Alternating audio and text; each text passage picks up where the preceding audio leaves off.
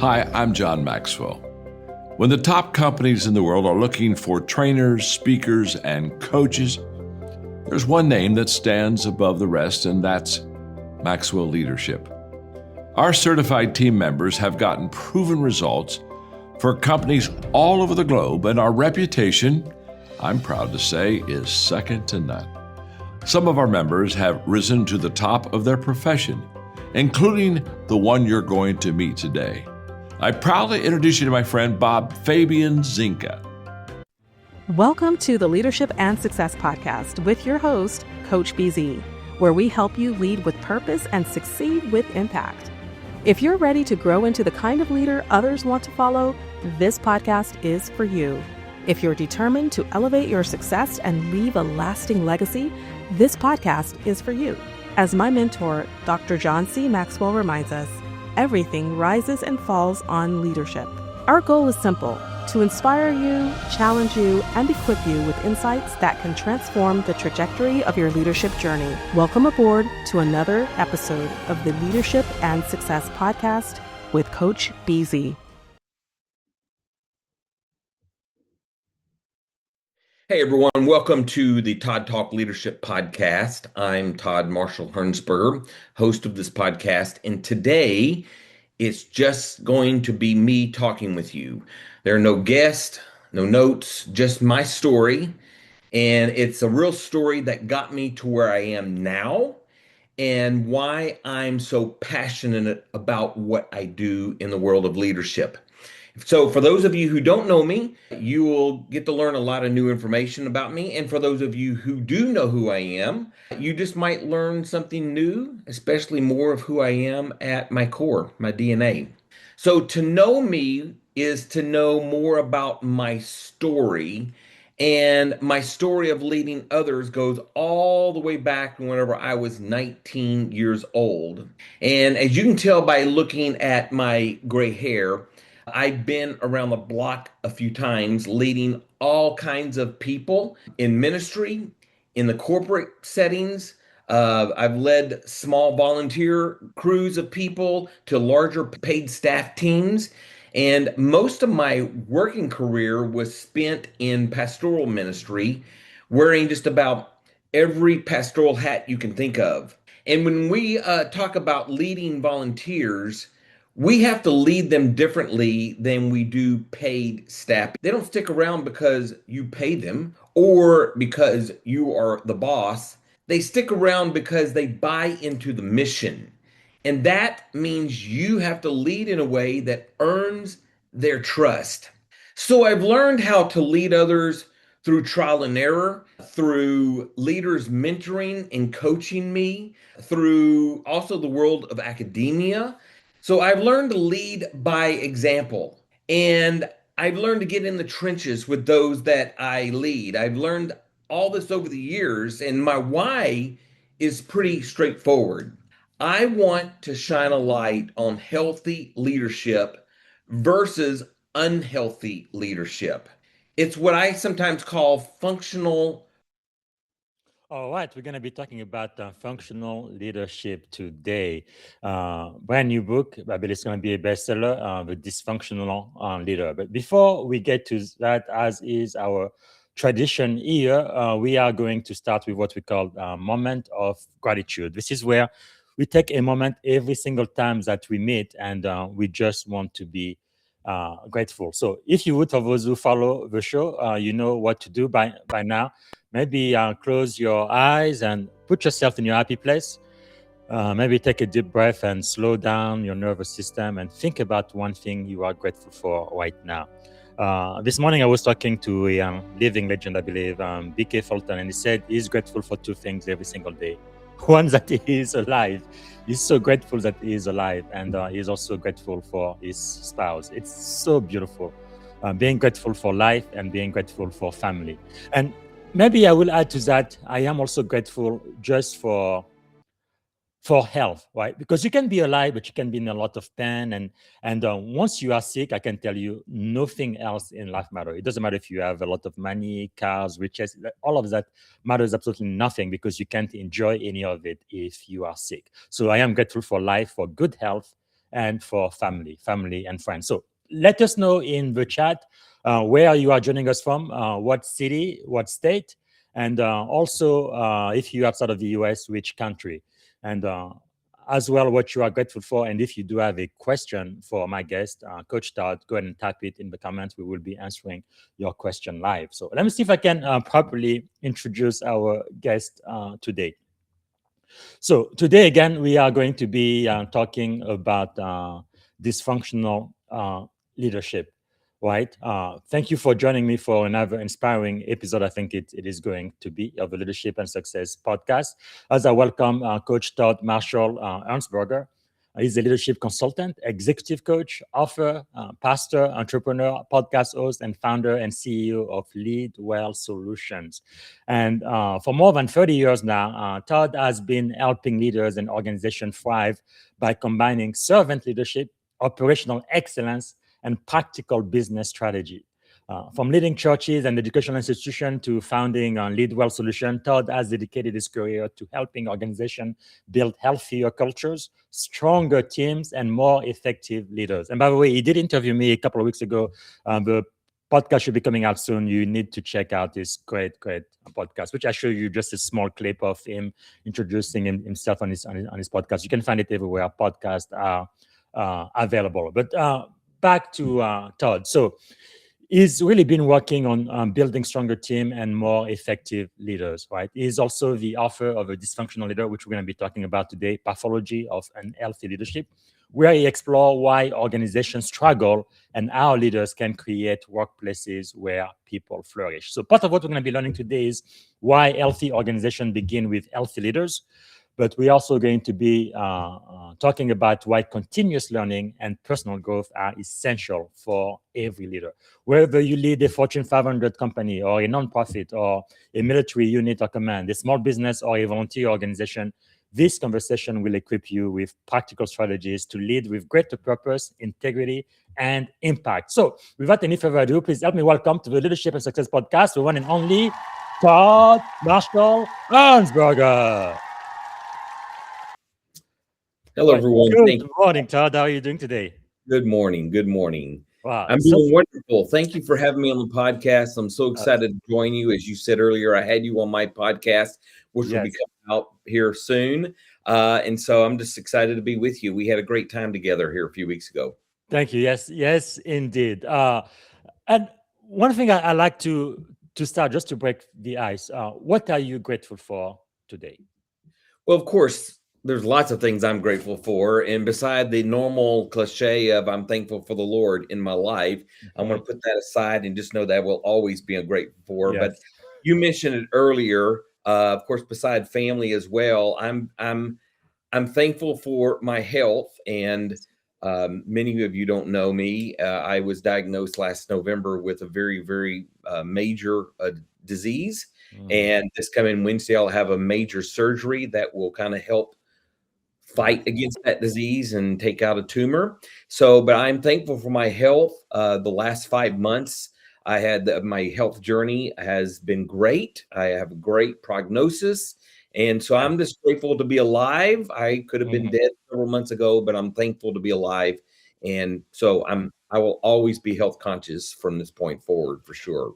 Wow, that is so inspiring. Thank you so much for sharing that for everybody else that is listening, because sometimes I think we get our priorities completely all wrong. But just the fact that you are still alive today, that the good Lord saw it fit for you to wake up and smell the coffee. And it is just such a privilege and a blessing, because somebody last night went to bed, they didn't wake up today, but that's here you are. And sometimes it happened very, very suddenly too. No, one person into our nation, significant person, senator, used to be a colonel in the Air Force, Lindsey Graham, not relatively healthy, only in his 60s, but all of a sudden, just like that, he passed away. So really, nobody knows the time or the hour, and tomorrow, like the Bible says, is promised to no one. So you really enjoy today, and thank God that you are alive and healthy. And of course, myself and the people who follow this podcast, we are going to be keeping you in our prayer and our thoughts. And I know you're going to do so well, because you do have a purpose.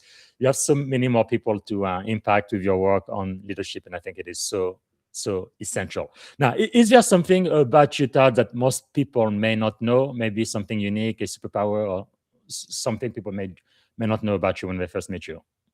I mean, the people who know me well. I've always been very transparent, but of course, you have followers that are just now seeing me and hear me for the very first time. But for those who don't know me, as the reason I'm on this podcast today is because I am very, very adamant about leadership. And when I say leadership, I'm talking about healthy versus unhealthy leadership. And I'm not referring to physical health like diet and food and exercise and sicknesses. I'm talking about healthy behaviors, healthy habits, healthy traits.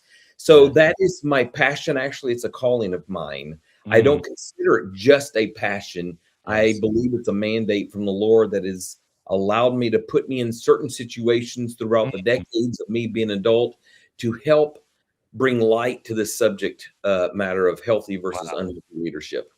That is really powerful. But how old were you when you sensed that calling? It was more than just you, but you had Well, I mean, I was a teenager when I felt a calling into full-time ministry, but I was a very shy kid, introvert growing up. And of course, I would have never thought pastoring would have been in my future because as an introvert, I didn't want to be in the limelight at all. I wanted to be in the back corner. And for some reason, God had a sense of humor in pastoral ministry to where I was forced to be in front of people and lead teams and have a one in my hand and prepare messages and speak from platforms. So it started when I was a teenager as far as the drawing, but I started leading teams of people at the age of 19. So that's amazing. Decades of leading people. Do you remember how old you were when that started? 14, 15? I was about 15 to 16 years old when I was really getting serious about my adulthood. I guess another thing we do have in common, because I was about 15 years old when I sensed that call. And actually, part of the reason why I joined the U.S. Navy, I think, was to learn even more about leadership. But because in my opinion, the military is really a leadership organization. We just happen to have a bunch of hardware and weapons and things. But actually, in a sense, we are a real estate organization too, because we have the best real estate in every location across America and around the world. It's just amazing. But anyway, so you have served as a pastor, executive leader, entrepreneur, professor, consultant, and now founder of Lead Well Solution. Looking back over more than 30 years of leadership, what experiences most shaped the leader you have become today? Well, I've served mostly under leaders my whole life. There have been many, there's been seasons where I was like a senior pastor of the church and I was like the head leader. But majority of my working career in ministry and even the secular, corporate world was serving under other leaders. That is kind of one of my strengths is I'm a very strong support person of leaders. And if a leader is going this way with a vision, I help him go that direction or her in that direction. So I have been impacted by many, many great leaders. Matter of fact, majority of the leaders I have served under, whether it's ministry or the corporate world, have been fabulous leaders, not perfect, but great leaders. But then there's those few bad eggs that were not great leaders. Matter of fact, when I was mid-20s, I started full-time ministry for the very first time in a pastoral role for a leader. And it was not a good exposure to full-time ministry. That leader was very unhealthy behind the scenes. And it shaped me who I am today as far as my passion on bringing light to the subject matter of unhealthy leadership. And because that was a ministry leadership role that I was exposed to, here's my philosophy, Bob. If there's any group of people on the face of this earth that should exemplify healthy leadership behaviors and traits, it should be the Christian community. Yes. But sadly, there are Christian leaders who are not the healthiest of leaders. And that's just part of our sinful nature of being born in, humankind and being born into sin. But I have been exposed to too many unhealthy Christian leaders. And I have, again, that passion, that calling that says, okay, we need to talk about this some more because Christian leaders should be the one leading the charge even exemplifying to the non-Christian world of what a great leader is. Yeah, I could not agree more. And talking about healthy leadership, maybe it's going to help my audience because you talk about healthy organization being built by healthy leaders. I think I completely agree with that. No, it's kind of like when you are a parent. I think becoming a father changed me. I think I really learned how to become a leader when my kids were born because your kids will not do anything you say; they will do what you do. Right? It's not like those leaders say, "No, do as I say, not as I do." That's not leadership. You have to be Oh, your role model. You have to walk right. the walk. So, what does a healthy leader actually look like?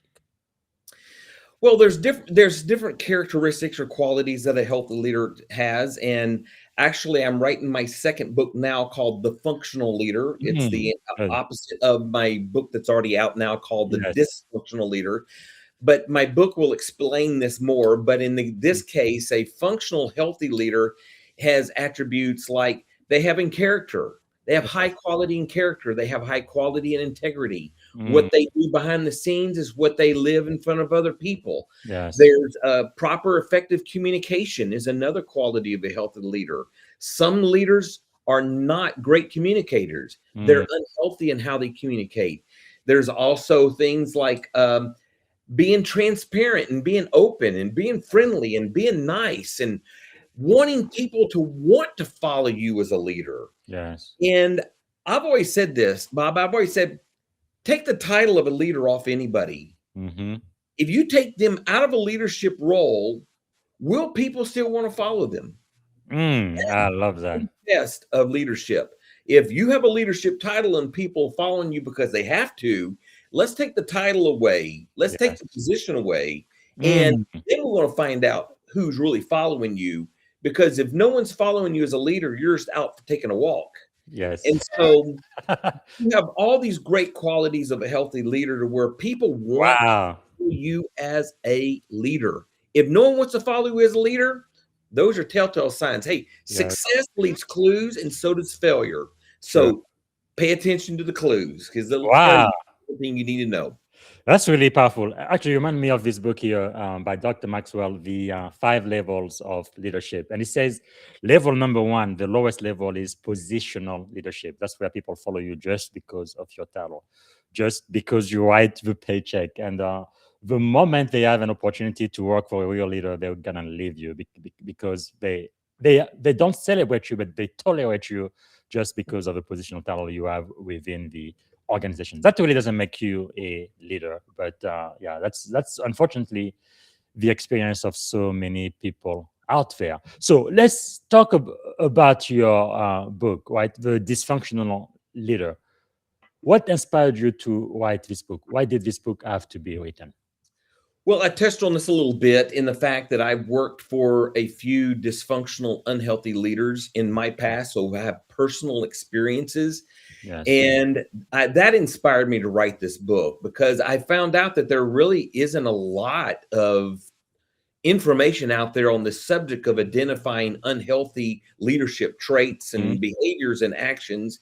And so that's the reason I'm bringing this more to light because there's not much out there on the subject. There's a lot of my leadership books are one of millions. Okay, I'm just a little fish in a big pond, but I do know that there is a reason the Lord had me write The Dysfunctional Leader to bring light to this subject matter. But that's the reason I wrote this book is I had a few leaders that were unhealthy Yeah. and it impacted me in a way that didn't change my behavior in a negative. I Mhm. actually thrived to be more positive leader because Wow. of their negative behaviors. I was not a follower. I was not going to be led by an unhealthy Mhm. leader and become an unhealthy leader myself. So Yes. I went against the grain. I even left organizations, Bob. Wow. Left paychecks, good paychecks, Mm. because I could not stand working for an unhealthy leader who was not going to be teachable or coachable or try to improve. So Wow. that inspired my book. And so I went through life and I said, okay, what are different qualities and characteristics of what is an unhealthy leader? And of Yes. course, I list 9 of them on my book. And actually, there's many more than 9, but I at least Mhm. starting with 9. I'm going to be doing 2.0 of my dysfunctional leader book here soon. and adding more traits. But I mean, there's the passive leader, there's the narcissistic leader, there's the micromanaging leader, there's the no common sense leader. There's all different leadership traits that I write in my book that just brings exposure. And leaders are to read that book and say, okay, do I have these qualities? If so, yes, I'm unhealthy. I'm changed the way that I'm leading. And so that's all it is. It's an informational, educational book to help leaders compare themselves to, okay, am I considered healthy or unhealthy? Yeah, because I heard that most people leave organization not because of their job, but usually because of their immediate supervisor. It's the leadership that causes them to find other opportunity. And for those listening to, not only should you get a copy for yourself, I guess available everywhere books are sold, The Dysfunctional Leader, but if you have that one or two leaders in your career that have been not too good, maybe you should send them like a gift, right? So they can read it and maybe. I don't know how they'll take that, but you can definitely send it to them. Yeah, but one thing, yeah, because one thing you've said that's really fascinating is, even though you've experienced those one or two leaders that were dysfunctional, you didn't allow that dysfunction affect you. For many people, they tend to go the way of the leader. Generally speaking, that is what happened. But what do you think that's in you that you knew right is right and I'm going to do right even if my leader doesn't? What made you keep your integrity? Because when you do that, you kind of start differentiating yourself from everybody else in the organization, right? Everybody's going left and you are going right. And sometimes people are like, hey, what is wrong with you? There's a lot of peer pressure too. So what do you think made you stay the course and keep on the narrow way? Well, I think a lot of it had to do with DNA. I just believe in being kind to everyone. I don't care what color, shape, size you are, polka dot, stripe, didn't matter. Just be kind and friendly to everyone.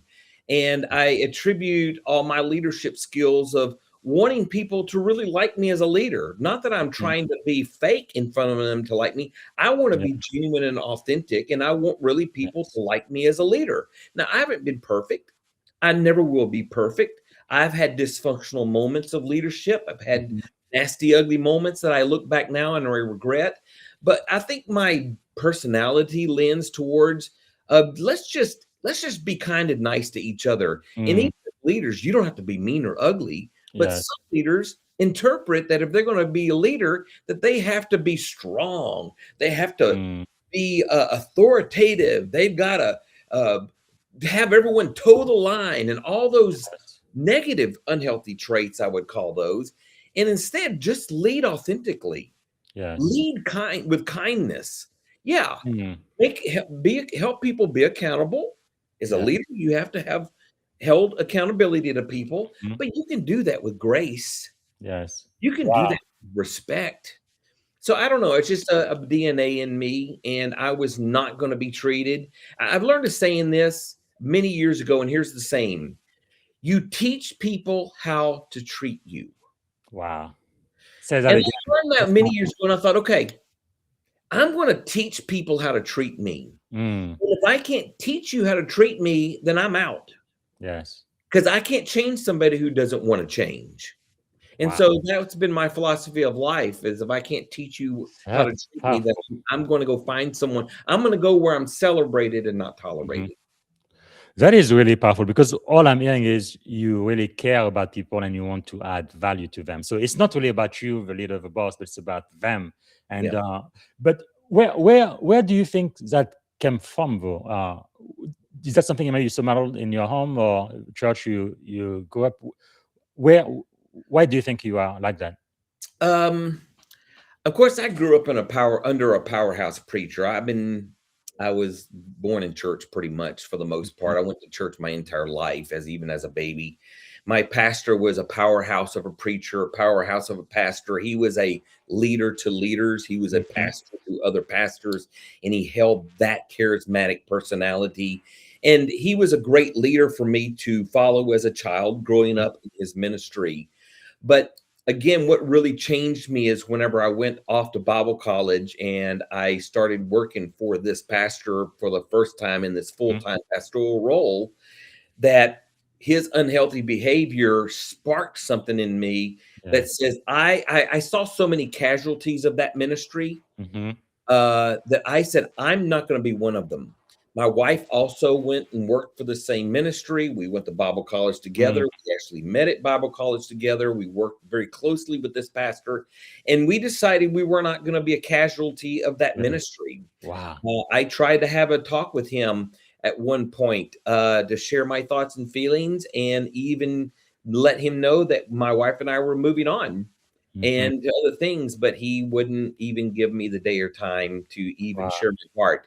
And that just goes to show you that's, another form of unhealthy behavior is they're not willing to talk with people who want to share and share their heart with them. So, but I think that one exposure to this one pastor really changed the course of my life of not following dysfunctional leadership, but do the opposite, become healthy. Thank you so much for sharing that, because I think one of the trap of leadership is sometimes, I guess, you get too big for your britches when you get a lot of success and people follow you. Everybody tells you all the time, "Oh, you are awesome, you speak well," and so forth. You start to feel like you are a celebrity, like, "Oh, I am now the person on the screen," and you expect people to kind of almost worship you and put you on a pedestal. And you We don't call that they read their own brochure. Yes. They're reading their own brochure. That's what we call that kind of ego. And then, especially as a minister, like, you no longer have time for the regular folks, for just the members. Whereas when you started, usually it's a small church, you know everyone and you really care. But then it becomes a big mega church, and you start thinking, "Oh, I am such a sensation and a superstar," and you start having people carrying your bags and your Bible. It's just ridiculous, right? And completely unapproachable. And that is really a problem as a leader, whether it's in a church, in a corporation, or nonprofit organization, when the leader is no longer accessible and they feel like they are better than everybody else, and the rules really applies to everyone else but them. That's dangerous, isn't it?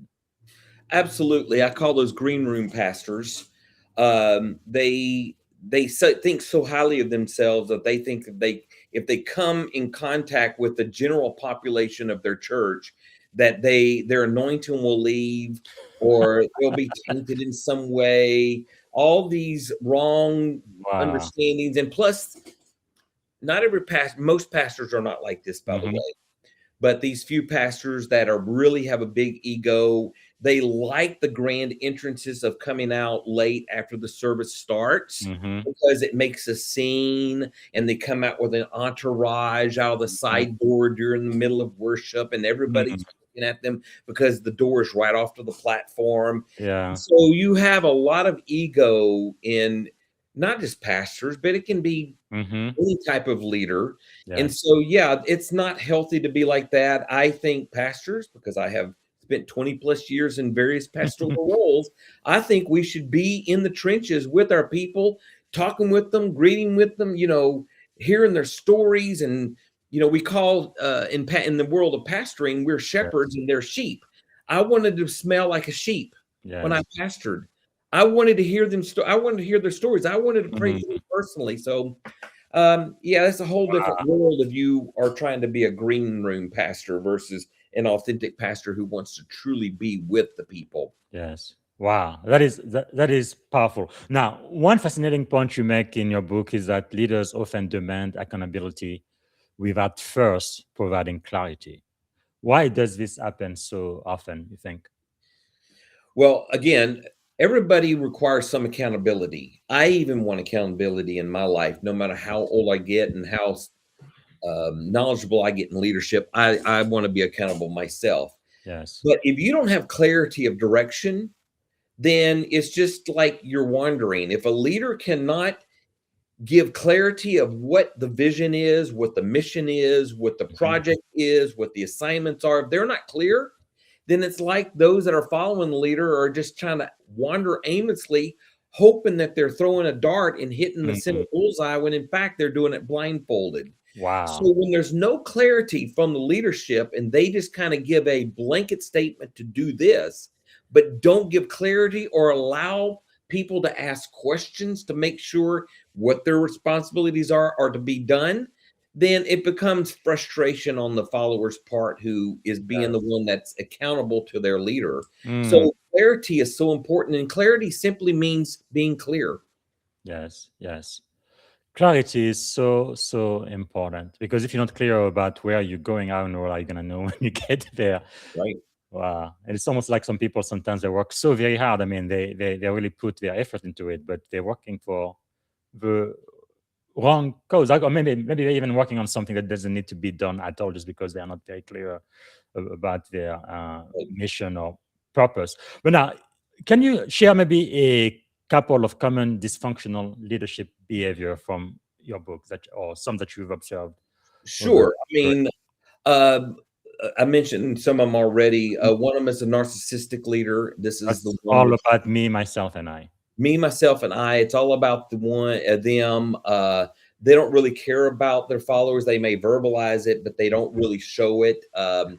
It's all about what they want to do. They don't care about your feelings. So there's a whole interpretation and I think definition. everybody knows somebody like that. Yeah, yeah, and they will trample over other people to keep their name out front. Uh, Mm, they will take credit for things that were done that the team actually created, but they will take yes. credit for the one who did it when they actually didn't do anything. So Mm, that's a narcissistic leader. That is what I call a very toxic trait. Now, yes. I always use in my illustrations and all the teachings I do on leadership is it's a spectrum.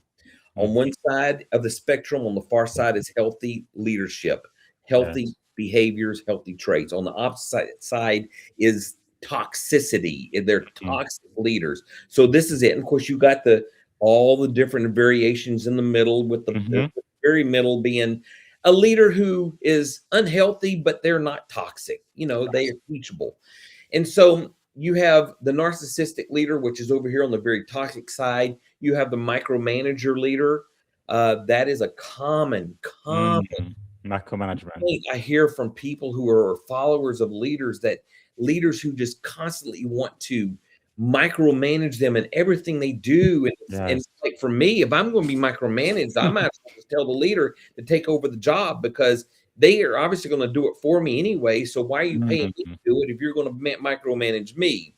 And so you've got the passive leader who doesn't yes. hold anybody accountable. There are people who just are very passive in their leader, and they let everything Yeah. go. Conflict avoidance. Mm, And then, there's the no common sense leader. That is the one that just, they don't even really know what they're doing. They shouldn't be in leadership at all. They have no sense of what a leader is and what a leader does. They have no common sense or logical thinking. And of mm, course, all these are in my books in more detail, and there's yes. more, but that kind of gives you a 10,000-foot level of some Yeah. traits you asked for. Thanks so much for sharing that. No, those leaders who are micromanaging, knowledge hoarding, conflict avoidance, credit taking, narcissistic. Do you believe that a dysfunctional leader can actually change and improve, or do organization eventually just need to replace them? Okay, that's a yes and no answer. Yes, everybody has the ability, every leader has the ability to change if they want to be changed. Mm, If they want to acknowledge that they are wrong in doing this habit or that behavior, they can change. No yes. one can change unless they acknowledge that they need to be changed. Now, if you're on the extreme toxic level of that spectrum I talked about, those people are almost very difficult to change, because Mm, they don't think they're wrong. They think they are right in everything, and they feel like they're the wow. perfect leader. So those leaders on this far side of the spectrum, Hmm. further you are to this toxic spectrum of leadership, the less likely they are to change. I Wow. know for a fact that the leader that I've mentioned here, of course, no Hmm. names are being mentioned, that leader, people have tried to change, get them to change. Matter of fact, there's a whole podcast that focuses on this one person telling them, and whether you agree with that or not, that's not Mhm. part of the discussion. But even this pastor, knowing that there's a whole podcast about his Wow. behaviors, he's still not willing to change. Wow. And that is bad. So yes, a leader can change if they see Yes. their behavior needs to change, and they're willing to accept that they're in the wrong. Yes, they can change. But if you're on this side of the toxic spectrum, the chances of you not changing is very slim. And in my opinion, you need to be out of leadership at that point. You shouldn't be Yes. leading. Man, it really takes humility, doesn't it, to lead effectively? Every leader should be it should be very humility is key Yeah. to be a healthy leader. You know, it's not about us. Leadership is about the ones that are following us. That's Mm. what's called servant leadership. It's Yes. the greatest leadership model that's out there, and Jesus exemplified that in the Word of God. He was the ultimate um, servant leader. So Yeah. yeah, I do believe that servant leader is the route to go. If anybody's going to choose a leadership model that's out there, and there are 10 or 12 or 15 that I can call out. But Wow. yeah, servant leadership is what we need, because it's not about us, it's about everyone else. And Yeah. I want to fade off in the background and let them shine. I want to take obstacles out of their way so that they can do Mm. their job better. I want them to grow better as a person, as a husband, a wife, as a leader, Mm. all the above. I want them to become better person in general. And if I can play a part in making them better in everything they do in life, that Mm. is what a true leader is. That is really, really powerful. Now, let's go from the leader himself to now the organization and the culture, because you've done a lot of work to helping with senior leaders, CEOs, and so forth to kind of help shape their organizational culture. In the book, you do describe the difference between a default culture and a design culture. Can you explain what you mean by that and why leaders should care? Yeah. So an organization is only as healthy as its leaders. Okay. So everything, as John Maxwell says, who is my mentor, is everything rises and falls on leadership. Yes. So a a default culture is where the culture just kind of creates its own self. It becomes its own monster. It becomes its own. There's no one leading. There's no one strategically designing that culture. It's just kind of evolving through osmosis. It depends on who the people are on the team, leaders versus followers and team members. It just kind of evolves naturally. It can be ended up being a good, healthy culture going that route, but most of the time it's going to be an unhealthy culture if it's just a culture by default. There's Wow. no structure to it. The opposite of that is a culture by design. That is where there's Mm. intentionality, to where leadership is very strong in creating a culture that is Yes. healthy. They make sure they put out fires quickly. They make sure Mm. that their team is happy. They make sure that they have open communication, and Yeah. frustrations and feedback can be shared without consequences. Mm. So by default, it's naturally done just however it happens. But by Yeah. design, there's intentionality. And if you're going to have a culture that's by design, the leadership has got to be intentional about creating that culture and protecting that culture once it becomes healthy. That is so insightful. Because I think it was what's his name, Peter Drucker, right, the father of modern management, who said that culture eats strategy for breakfast. Wow, it Mhm. doesn't matter how good your strategy is if you have a bad toxic culture, you're not gonna get anywhere. So when you do your consulting, when you walk into a new organization for the first time, what are some of the warning signs that tell you that the culture is unhealthy? Okay, the first thing I can tell right off when I go in an organization of any kind is body language of the team. Mm. I I have emotional intelligence. I practice emotional intelligence, which is basically reading the room. I can walk in an organization probably within 10, 15 minutes and tell whether everyone is happy or not. Mm. By the way the people are responding to me or amongst each other, body language says a lot. If Yeah. there's no laughter, if there's no fun going on, if it's just, you can almost feel the Mhm. depression in the room. You can feel the vibes, whether it's good Yeah. vibes or bad vibes.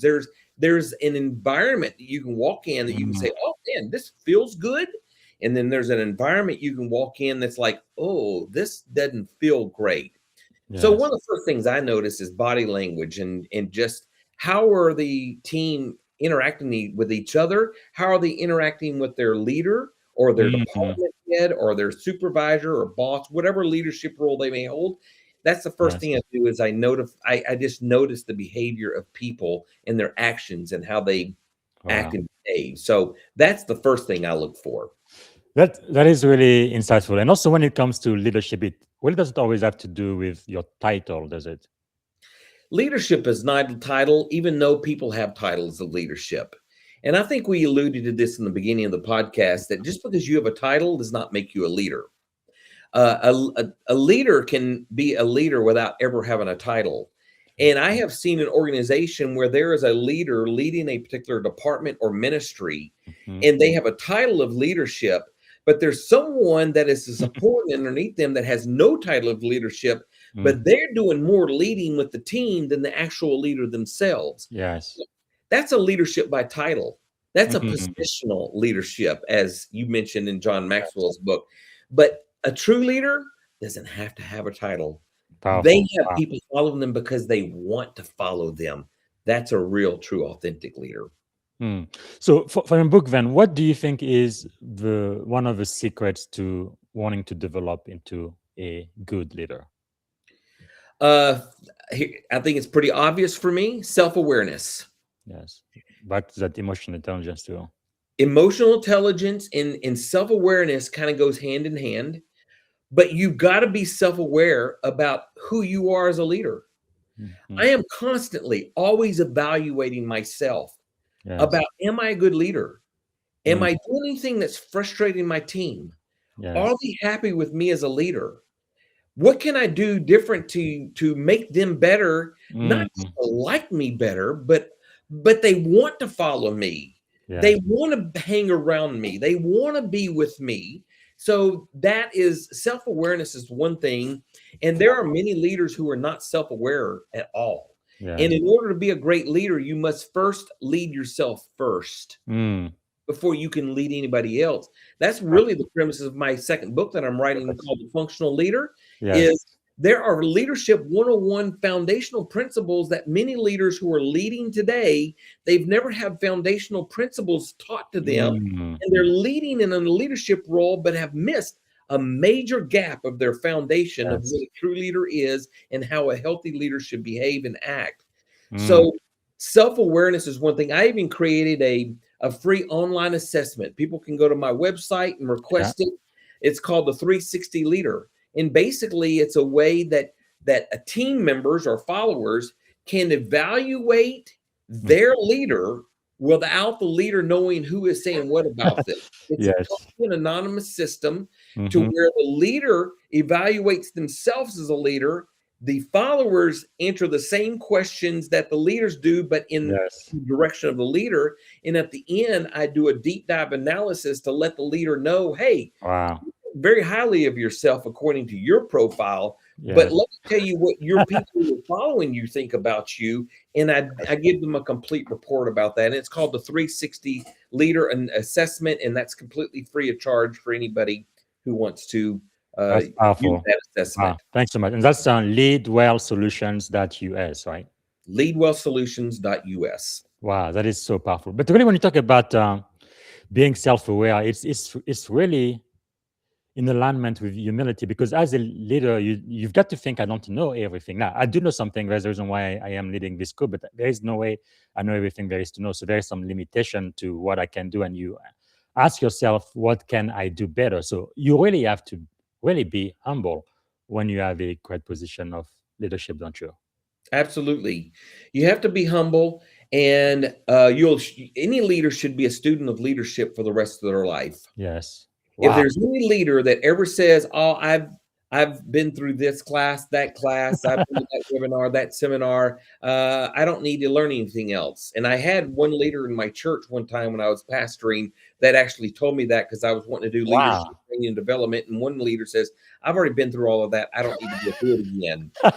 Needless to say, he wasn't a leader very much longer in my church because I knew there was a cap, Yes. Yes. a lid that he could not go above, and I couldn't have that on my team. But Mm. yeah, you should always be a student of leadership for the rest of your life. Listen, I'm getting a doctorate degree in leadership.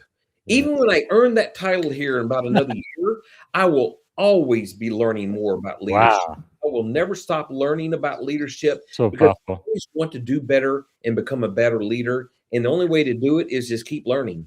Wow, so powerful. Now, one last question about your book. Again, we're talking about the dysfunctional leader. What is one chapter that challenged you the most when you wrote it? Well, that's a good question. I think the introduction kind of sets the stage for the entire book, and I really was intentional on how strategic of writing the introduction, setting up the premises of the book. Mm-hmm. And so, I mean, yeah, I can talk about all those different dysfunctional traits that I talked about earlier, but I think Yes. the introduction sets it up in a great way in the fact Mhm. that why I'm talking about that subject. So, I mean, Yes. most people would say the most impactful chapter would not be the introduction, but for me, it is because it kind of tells the backstory of Yes. why I wrote the book. So powerful. And the last question I'm going to ask about the book for today is, for someone who reads this book for the first time, what is the most important lesson you would like for them to remember? The lesson I want them to get out of this book is I want them to take those traits and ask themselves, do I exemplify Mm. any of these negative? Self-awareness again. Yeah. All the above. Do I participate in any of these? And if so, Yes. make a change. Mm. Allow people to speak into your life to say, hey, I don't like this about you, Yes. and make the change. So one of the things I did in the past in pastoring in several churches in different various roles, I used to do what we call sharpening the saw moments. That's what I Mm-hmm. call it. And the analogy is these two people who had saws that were chopping down the same amount of trees, trying to race to the end to see who gets there first. Mm-hmm. And the point is you have one person who's chopping away, chopping away, not stopping, not sharpening the saw at all, versus the other person is chopping, Yeah. but stopping every so often to sharpen his saw, and Mm-hmm. then moving on, and end up the person who stopped periodically to sharpen the saw ends Yes. up winning the race of chopping down the most trees. Mm. So I did that with my employees, and that's what I called it. And so I told my people, it was about every 6 months, I told my team, I said, okay, we're going to be doing sharpening the saws. And I want to let you know that when you come to my office, I want you to share the good, the bad, and the ugly of what Mm. you're experiencing here. Even if it's against me, I want Yes. to know about it, and it's judgment free, and there will be Mhm. no consequences. I Wow. will do mostly listening while you do the talking, and I will listen to everything you say. And so I'm allowing you to Mm. sharpen your saw by having time with me privately and Yes. tell me what's frustrating you. Tell me what your wins are. Tell me what your failures are, what your frustrations are. And I'm telling you, Wow. my people ate that up because they knew I wanted them to be happy, Mm-hmm. and it made them more productive. When your team is happy, they're productive. When they're Yes. unhappy, they're unproductive. That's a telltale sign if Mm. leaders will watch the productivity level of their Yes. people. Man, that's really, I think that's what they call psychological safety, right? Being able to It actually is. speak up and not feel like you are going to be judged or there's going to be any type of reprisal. Wow, that is so powerful. So, this is a great segue to the next segment. Let's talk about executive leadership because you've led churches, schools, businesses, and nonprofit organizations. What leadership principles remain constant regardless of industry?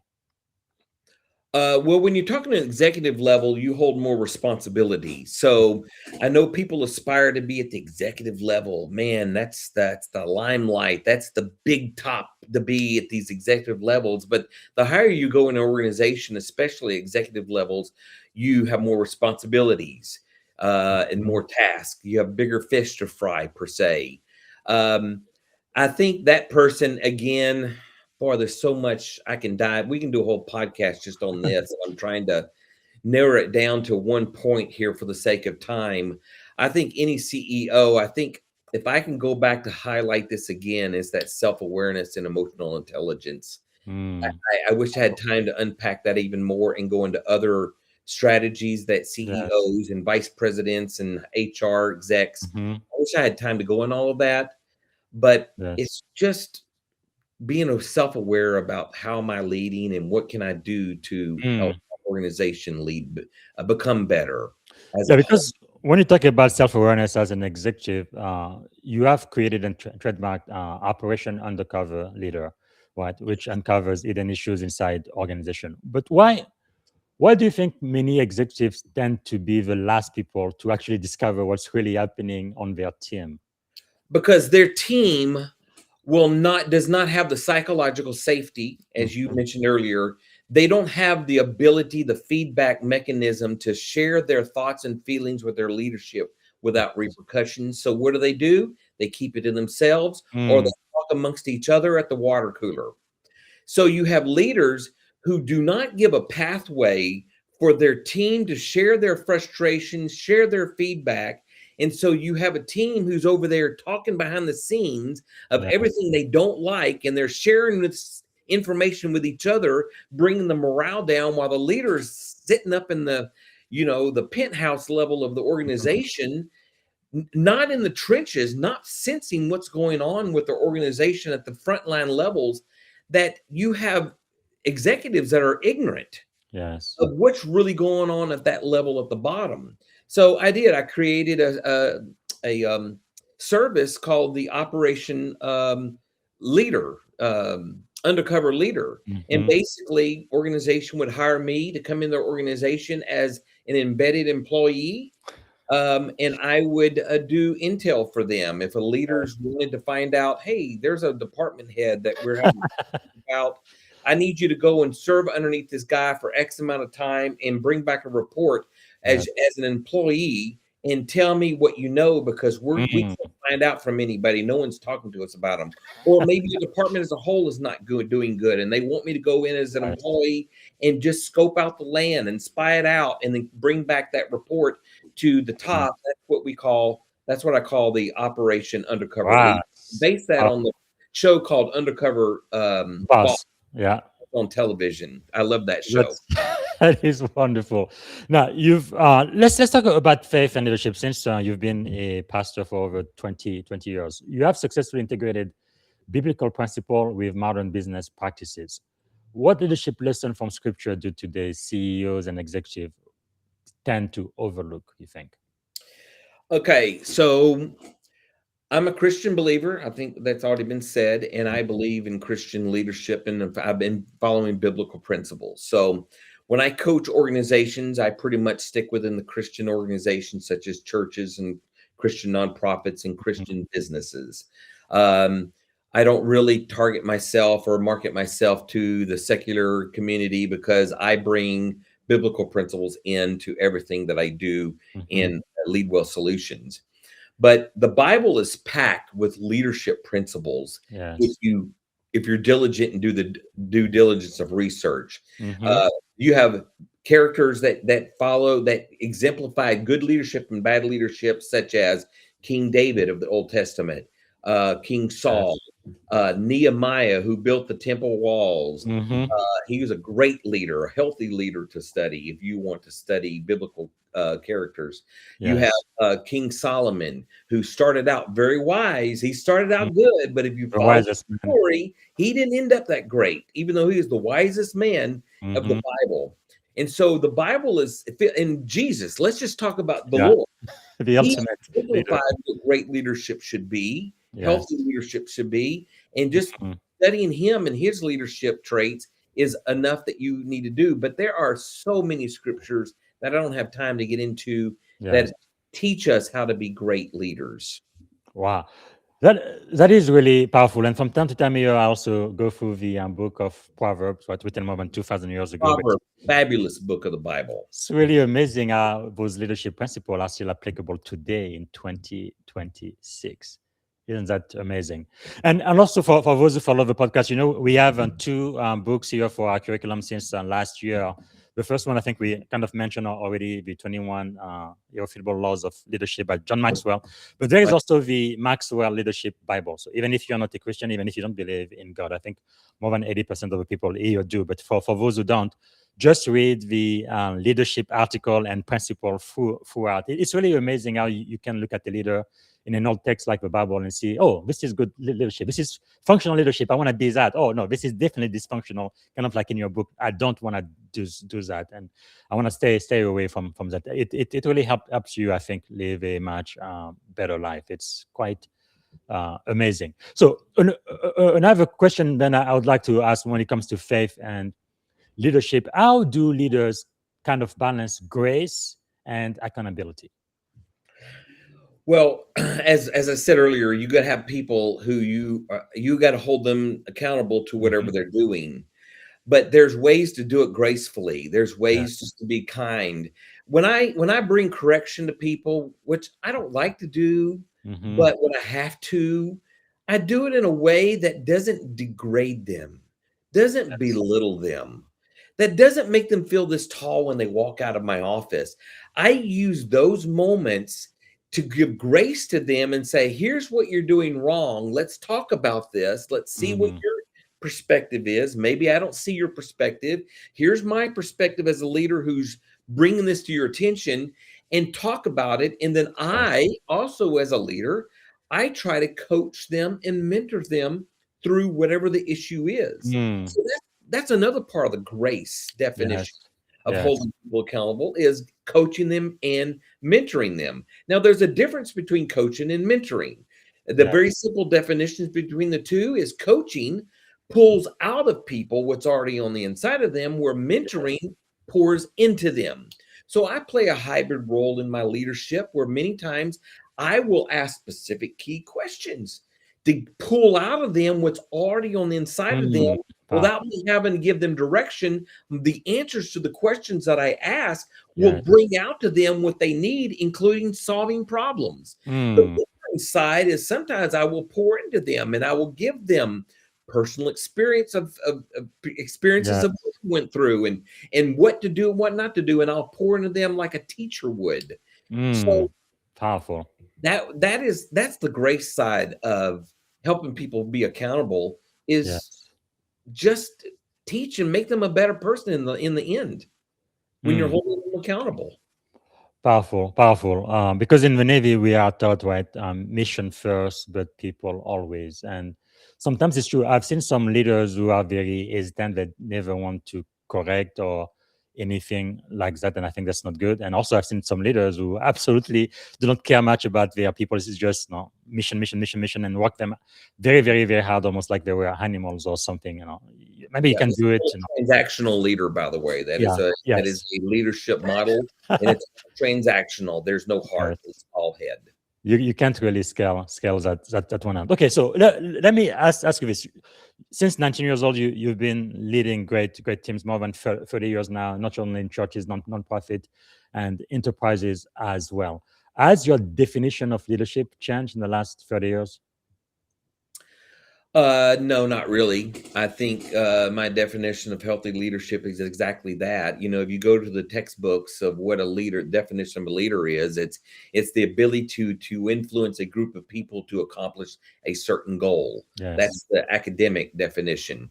John Maxwell puts it probably more precise and more concise, more of a simple terms of leadership is influence. And everything rises and falls on leadership. So leadership, the definition will always be the same. It's how you operate and function as a leader that changes. That is powerful. So in the last 30 years, how differently have you been operating and functioning as a leader? What is I guess one of the best lessons you have learned as a leader, since you are so self-aware, that has helped you become the man you are today? Yeah, I mean, I looked at all the unhealthy leaders that I followed that had very unhealthy traits, and I easily looked at it and said, I don't want that. I don't want to be like that. So I literally went in the opposite direction of what they did. If it was unhealthy for their action, I completely did the opposite. That's what I live by. I live by those attributes of doing something that was bad that I was a part of on the receiving end, to now I lead in a way that's completely opposite from that. And so it's intentional. I'm intentional about how I lead. All right, we are not out of content, but we're almost out of time. If it's okay, we're going to do a quick lightning round. Should take a couple of minutes, but I'm going to ask you a question. I want you to answer as quickly as you can. First thing that comes out. Okay, one word answer is fine. What is one of the most underrated leadership quality you think? I'm going to say self-awareness. Okay, what is one of the best leadership books besides your own that you would recommend? The best one that's for me is the John Maxwell 21 Irrefutable Laws of Leadership. Very good. My people should know that. It's been in our curriculum since last year. Okay, what is a leader you most admire? I'm a John Maxwell fan. There's many I do, but John Maxwell is the first one that comes to mind. Biggest leadership myth? That you reach a pinnacle of leadership and you don't have to learn anymore. Always learning. Powerful. Is there a leadership principle that you will always commit to no matter what? You will never. Yes, I will always make those who follow me better than I am. I will leave a legacy to where when I'm off the scene, that what I did and poured into them was makes a greater impact than what I did. I want them to become better and be better than me. Okay, what is a morning routine that keeps you moving forward? I mean, every morning I read the Bible and I pray. I make the Lord the first thing in my day to make sure I stay on target with what He wants to accomplish in my life. What is one habit that every listener of this podcast should develop to become a better leader? Always be a student of learning. Never stop developing yourself as a leader and as a person. There's personal development and there's leadership development. You should be doing both of those every day. What is one of the best lessons you have ever learned, whether in life, in leadership, or just in general? The best lesson is be a leader that people want to follow. Powerful. All right, we have run out of time. So as we end the podcast, what can we do to add value back to you? I mean, you can, if you want to reach out to me and find out more about everything that I do, my services are leadwellsolutions.us. That's the website.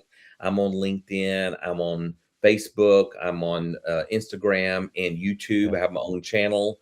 That website you're showing shows all the services that I offer. I do more than just leadership training and development, but I also do operational services of helping organizations with their systems, their processes, their policies and procedures, and just helping their organization be better. So, I mean, the best way you can do that, and get my book, The Dysfunctional Leader, and stay tuned for my new book that I'm going to be putting out here in the near future called The Functional Leader. Wow, fantastic. Now, is there a question I should have asked you I didn't get the chance to ask? Anything else you wanted to share before we end the podcast today? You know, you did such a great job and I enjoyed you being on my podcast. So, I mean, there is nothing else that I can tell you without going into a whole nother hour. Yes. You know, I'm just going to, I name my company Lead Well Solutions on purpose. The first two words is lead well. Just get out there and find out how to be a better leader and lead well, lead healthy. And that should be your whole mission in life as a leader, is constantly finding out how can I lead better and be a better leader for my team. That's where I'll leave it. Very good. So if I ask you, if every leader watching right now could remember only one lesson from this conversation today, what would you want it to be? Yeah, identify your weaknesses and focus on your strengths. Strengthen your weaknesses. We focus a lot on our strengths, but we forget about our weaknesses as leaders and as human beings. And we need to know what our weaknesses are and improve those weaknesses. We don't have very many people talking about strengthening the weaknesses. We always want to talk about the strengths, the positive stuff, which is good. Yes. But we always forget about the weaknesses that we have, and we don't tend to work on those because we don't identify them. Powerful. Well, I think my audience would appreciate this last question. If you were appointed CEO of a company with a toxic culture, let's say tomorrow morning, what would be the first 3 things you would do in your first 90 days to turn things around? Well, the first thing I would do is I would talk to everybody who worked for me individually. Of course, that depends on how large the organization is. But I would have private one-on-one meetings with them over a period of time to find out how what do you love about your job and what do you hate about your job? So Mm, I would get personal feedback from them. That would be number one. The yes. second thing is I would determine who on the team should not be on the team. There are Yeah. some people who don't fit in with your culture. They should not be there. They're not Mm, teachable. They're not coachable. They need to move on to some other organization because they could be a cancer to your organization. So yes. getting the wrong people off the bus would Mm, be my second thing. The third thing is those that are a good fit to be on the bus, making sure that they are in the right seat on the bus, meaning that they are operating in their gifts and their strengths. They're mm, put in positions to where they are operating in things they love and they're strong at. I'm not going to put somebody in a leadership role if they don't have any leadership capabilities. yes. I'm not also going to put them in sales if they're not great at sales. If they're Mm, better at day-to-day operations and administration, I'm going to put them there. So the third yes. thing I would do is put them in the right seats if they're Powerful. in the Wow. wrong seats on the bus. This is a masterclass in 5 minutes. Thank you. Thank you so much. This has really been great. And I always like to end the show on a positive note. Is there something you are feeling optimistic about these days?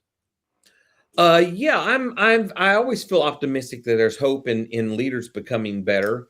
Um, and I believe if we focus on the word of God and allow that to guide us in our leadership roles, and that we're willing to take an inward look of who we are as leaders, I feel very optimistic that we Mm, can turn this around and help Christian leaders just become better overall as a whole.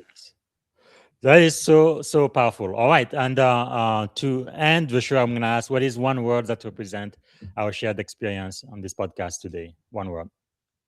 Education. Yes. Education is knowledge. Knowledge is power. And when you apply that knowledge, it becomes a superpower.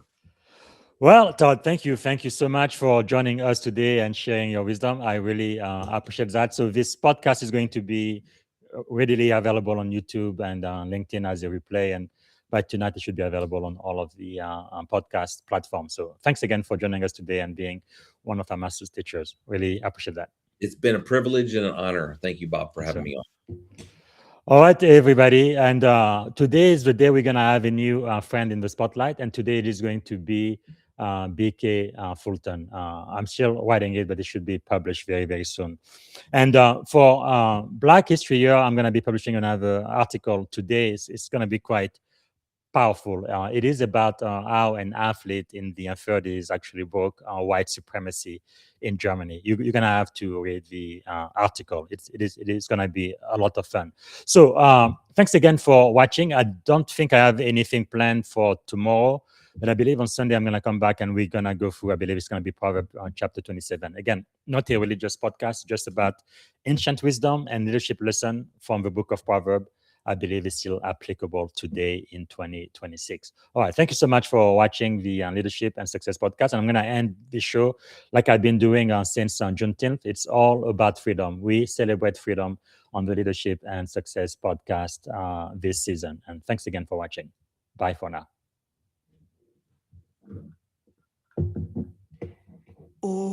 Oh, freedom. Oh, freedom. Oh, freedom over